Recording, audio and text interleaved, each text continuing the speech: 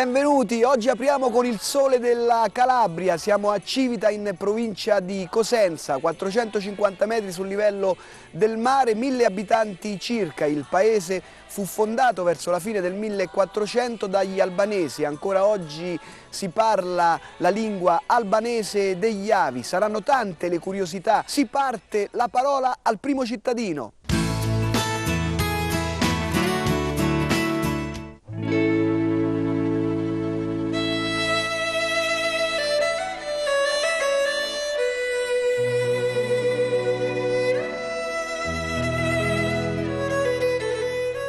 Civita è uno degli insediamenti più belli del nord della Calabria, è uno dei 21 paesi albanesi. Gli albresh dell'Albania, perseguitati dai turchi, sono venuti in Calabria e quindi hanno fondato queste comunità. Ne conserva ancora oggi le tradizioni, la cultura, il folklore e anche la gastronomia legata a quella che è la tradizione albresh. Chi viene a Civita che cosa può ammirare? Può ammirare innanzitutto la natura. Le gole del Raganello, 13 chilometri di gole, meta di numerosi visitatori.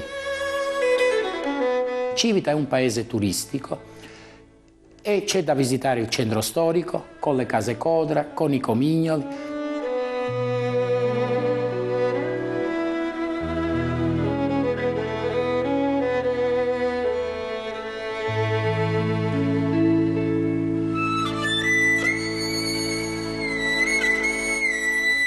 C'è da visitare i musei, i nostri antenati sono stati ospitati dalla Calabria e questo ha inculcato nella nostra gente il senso dell'ospitalità.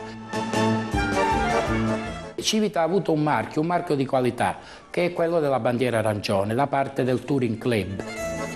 Ecco, abbiamo una serie di sentieri, quindi chi vuole fare qui un turismo di tipo ecologico tranquillamente può venire a Civita, dove trova proprio questi sentieri.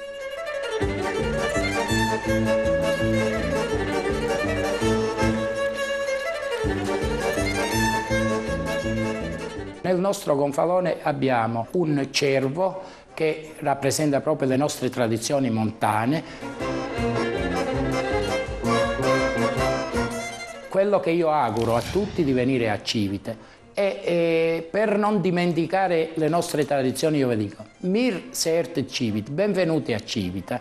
Dioni Shurbiset Mira, troverete cose interessanti. Dioni Mundioni Gind Ciuduan Mir, persone che vi vogliono bene. Gind Ciuacuglirin Mir, persone che vi accolgono bene.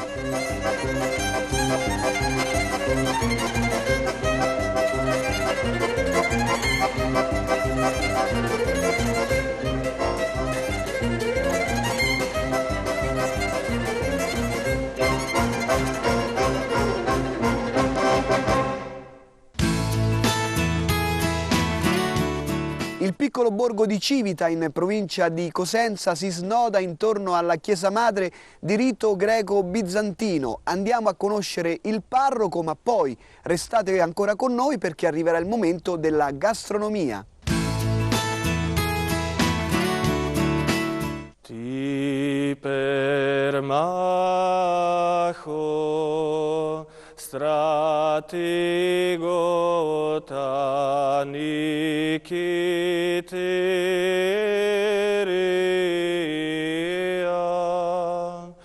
os litros isa tonde non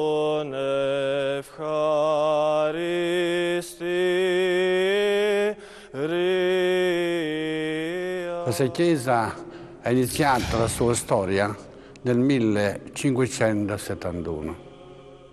Hanno iniziato i lavori per questa chiesa barocca. E non una chiesa orientale, una chiesa barocca, fatta per noi albanesi, però non secondo lo stile bizantino, lo stile occidentale. Questa parrocchia appartiene alla diocesi di Lungro, che è nata nel 1919.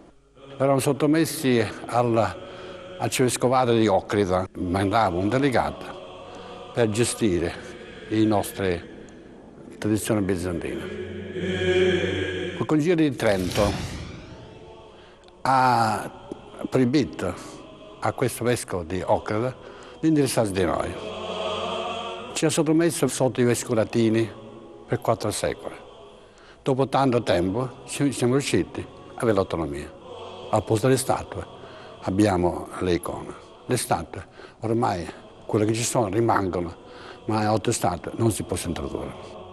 Quando noi andiamo in chiesa bizantina, la prima cosa è guardare l'abside, dove c'è sempre una immagine alla Madonna, chiamata Patitera, più ampia dei cieli. Tutte le icone che sono qua in chiesa hanno tutta una funzione catechetica, oltre di culto.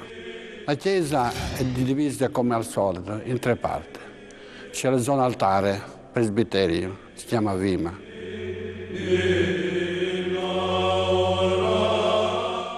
Poi tra la zona altare e zona navata, dove il popolo, c'è una struttura chiamata iconostasi, questa in legno, lavorata, in noce, olivo, in taglia, in tarsio.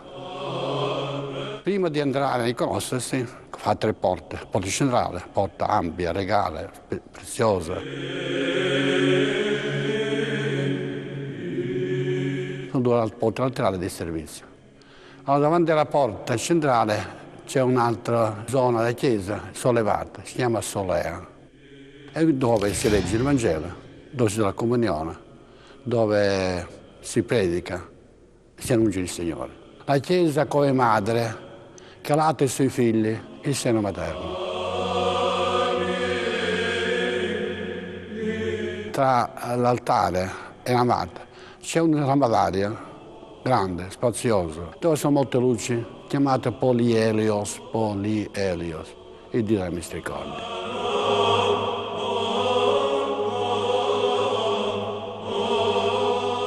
Quando si esce, c'è sempre sopra questa porta centrale, questo mosaico, che rappresenta il giudizio universale. Un avviso, ricorda, carissimo fedele, tu hai pregato, si è comunicato, torna a casa tua, ma in base a quello che fai sei giudicato. Ricordati che non soltanto è pregare in chiesa, ma anche agire a casa. La chiesa dedicata a Santa Maria Assunta, e più che Santa Maria Assunta lo diciamo dormizione, la Madonna addormentata e poi assunta in cielo. Poi abbiamo anche un altro santo che è molto festeggiato qua, San Biagio, il battistero, che è all'atto della navata, è fatto in ciliegio a mano, è fatto in quella forma là, se voi lo vedete, non più come stero materno, ma crema materna, ultramaterna, che là è cristiano, per 3 volte immerso nell'acqua, nasce alla vita da cristiano. Sopra l'altare c'è sempre una cupoletta, indica il cielo, l'universo che sale, il cielo che scende, l'incontro tra il Dio e l'uomo.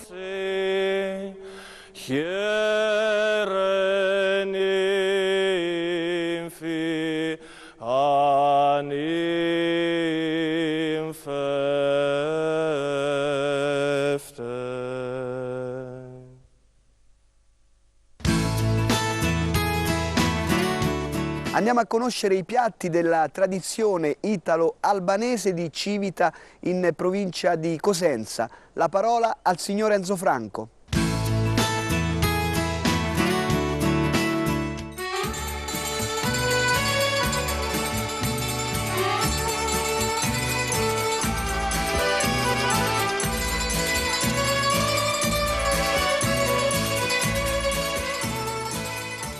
Benvenuti nel mondo della cucina tipica del Pollino. Vi trovate di fronte alle delizie dei piatti tipici proposti dal ristorante etnico Camastra. Questo è il prosciutto del Pollino, il cosiddetto prosciutto mammut, perché è una pezzatura che va normalmente sopra i 20 kg di peso ed è fatto con carne di maiale rigorosamente di maiale nero e curato a 1300 metri.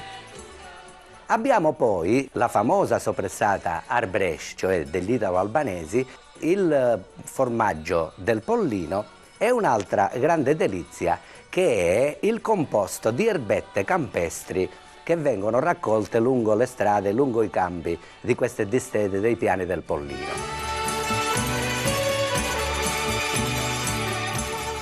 Altra specialità è la melanzana marinata nell'aceto, che è il contorno tipico per accompagnare con un bicchiere di vino del Pollino questi salumi. Ecco, qui troverete con questo rosso fiammante il cosiddetto peperone crusco, che significa praticamente il peperone infilzato ed essiccato al sole.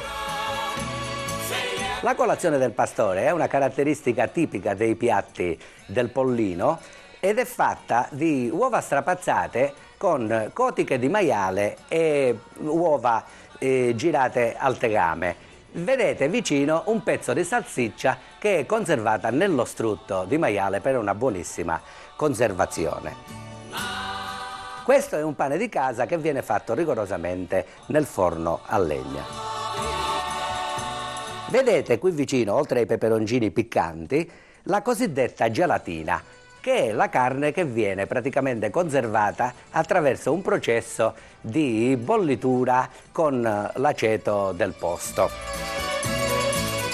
E adesso dobbiamo passare al vero piatto tipico dei pastori del Pollino, che è la cosiddetta pasta dei poveri, e la dromsa.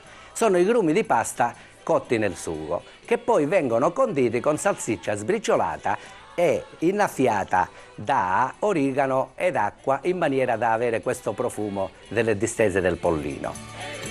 Il cavatello alle erbette del Pollino, la nenesa, che è praticamente l'amaranto, una erbetta rara, delicatissima e dolcissima, che si accompagna ad un po' di ricotta e un poco di sugo rosso.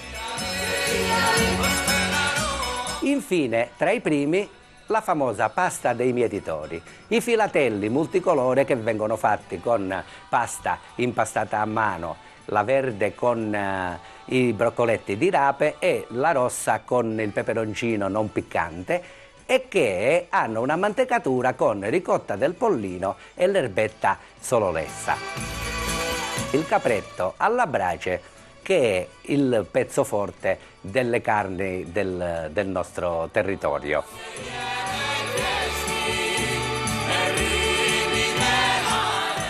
Altro secondo tipico, sempre legato alla cucina del territorio, è il cinghiale. Ecco, voi vedete questo meraviglioso piatto che è il cinghiale come si cucina a Civita, la volpe, cotto in casseruola con tutti i profumi del Pollino. Abbiamo poi il dolce tipico, che è il crustul, farina, zucchero, uova e cannella con un condimento straordinario che è la marmellata di piretto, ossia la limetta calabrese. Non si può parlare che del vino del Pollino, un ottimo vino rosso cerasuolo che innaffia il nostro gusto quando si mangiano delizie come queste. Io vi invito in questo paese, vi invito nel ristorante, vi invito nella gastronomia di questa comunità, perché non ve ne pentirete.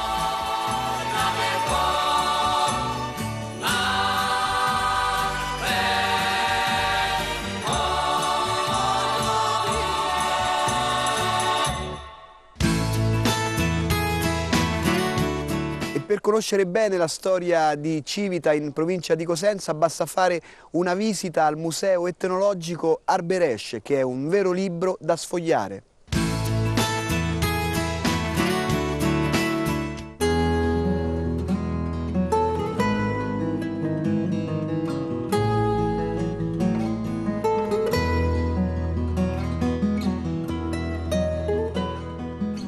Qui ci troviamo nel Museo Etnico Arberèche di Civita, paese di origine albanese, fondato appunto dai profughi albanesi verso il 1480, diciamo. Non abbiamo una data precisa perché gli albanesi, dopo la morte del loro eroe Skanderbeg in Albania sotto l'avanzata turca,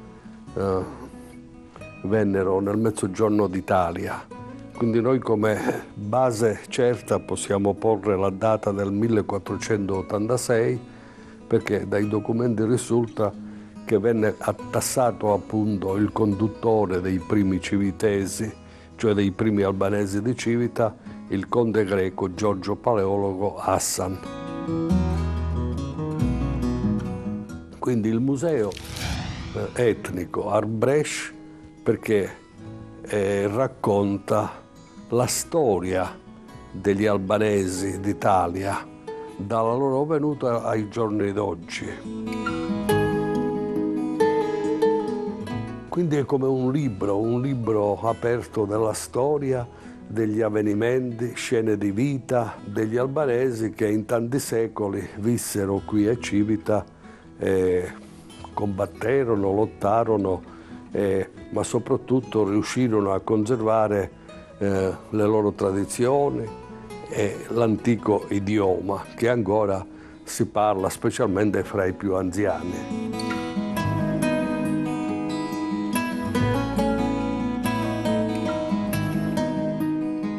Questo museo racconta anche la civiltà contadina e quindi ci sono attrezzi essenziali della vita di un tempo, possiamo dire fino agli anni 50 del secolo scorso, quindi il ritmo della vita rurale di ogni giorno con gli attrezzi dell'agricoltura, della casa.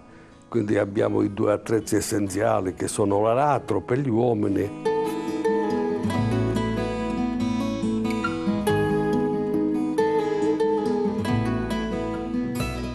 il telaio per le donne, che riusciva a confezionare gli abiti e soprattutto il corredo della sposa.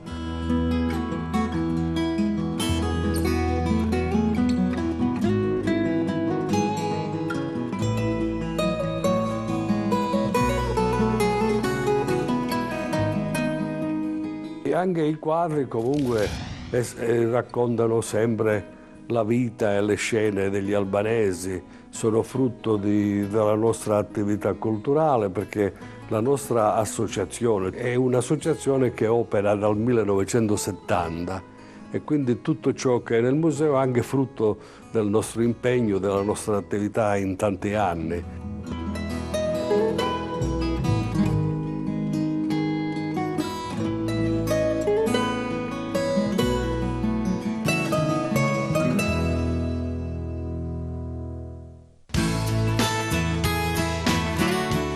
A Civita, in provincia di Cosenza, trionfano i colori. Una giovane ragazza ci presenterà un abito tradizionale addirittura appartenuto alla sua bisnonna.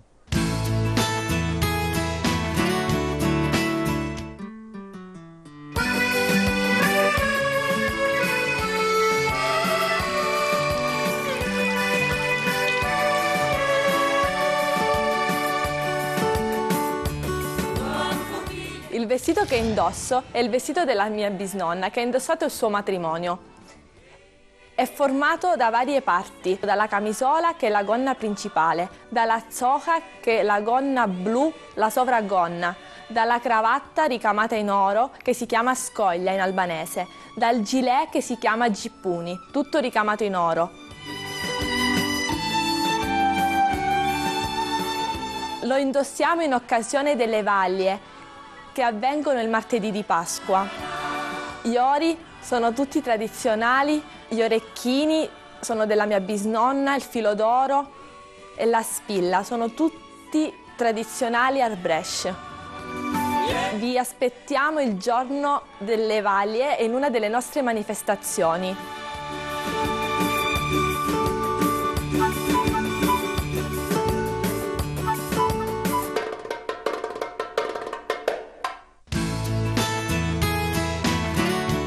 Lo vedete voi stessi, il punto di forza di Civita è senz'altro l'ambiente. Andiamo a visitare l'ecomuseo dell'intera valle.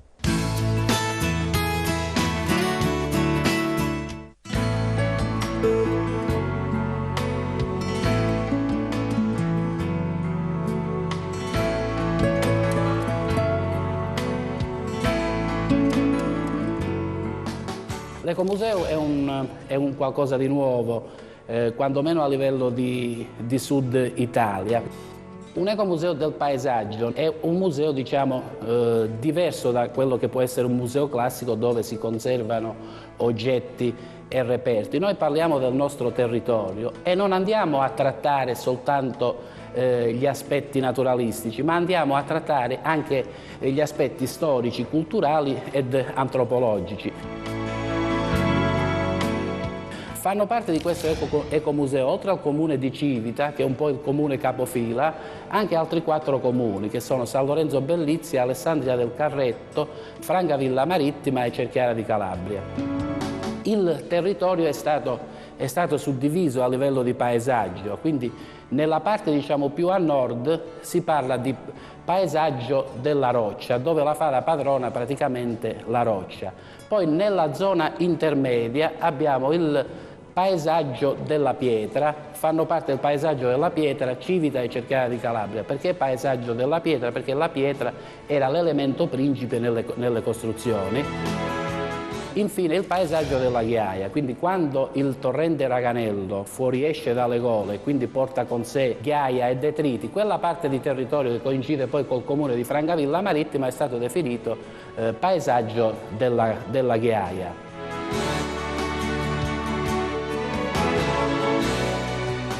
Noi come comune di Civita ci andiamo a contraddistinguere rispetto agli altri comuni per essere una minoranza etnica e linguistica, per cui abbiamo la nostra storia, le nostre tradizioni, la nostra cultura arbrescia. Gli attori principali in un ecomuseo chi sono? Sono praticamente le popolazioni che vivono poi la Valle del Raganello. Anche i pannelli poi di riferimento che abbiamo qui all'interno della struttura sono pannelli che sono frutto molto spesso anche di informazioni che hanno dato proprio le persone. Quindi possiamo dire che la nostra è una struttura non statica, ma è una struttura dinamica, dove in effetti ci possono essere in continuazione elementi di novità.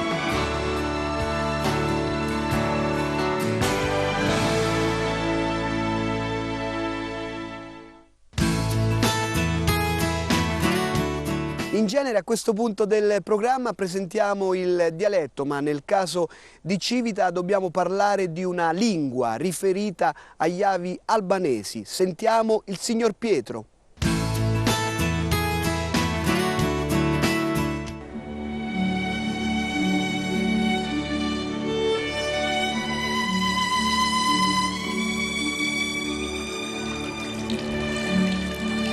Questo non è un paese che ha il dialetto, questo è un paese albanese. Noi parliamo la lingua albanese, di averla imparata, tramandata dai genitori, da quando si sono insediati i primi albanesi a Civita. Noi l'italiano la parliamo di averla imparata a scuola, l'albanese la sappiamo solo parlare, né leggere né scrivere.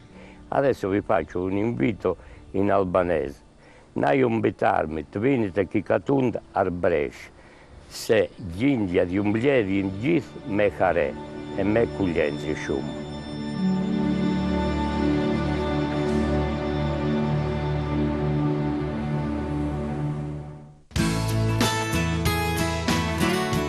Altro punto di forza di Civita è l'accoglienza. Gli abitanti vi aspettano come vi aspettano tutti i borghi d'Italia, che vanno gustati non solo con gli occhi ma anche e soprattutto con il cuore. Per rivedere tutte le puntate potete consultare il nostro sito. Noi ci vediamo puntuali la prossima settimana. Viva la Calabria, viva l'Italia e ciao!